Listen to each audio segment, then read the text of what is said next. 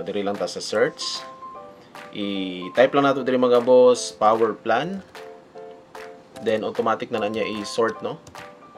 Power plan. Then diri sa best match mga boss, diri niya makita tong imong gi-search. I-click lang ning edit power plan.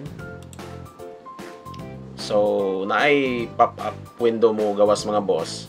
So this is the edit power plan settings. Then under diri mga boss, makita nato turn off the display. So kung naka battery mode ka or naka plug-in mode. So kung nakasaksak imong laptop sa charger, mo trigger ni siya. Then kung naka on battery kani ang mo trigger. Unsa man tong mo trigger? So kaning turn off display. So every 3 minutes nga ma-idle ang imong laptop, ang screen automatic niya i-off or ang display. So or kung moabot na siya og 10 minutes nga nag-idle ang imong screen, iyahang i-put into sleep mode ang imong system. So para ma-avoid na nato, so ato ang i-edit, no, ang iyang plan or ang iyang settings. So dirita mga boss, drop down lang na siya.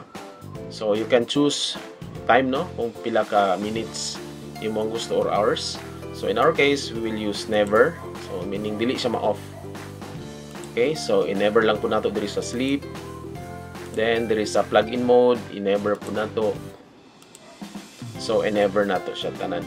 So you can choose, no, time or imong preferred time sa imong settings ani nga power plan mga boss. So i-save lang nato ang changes.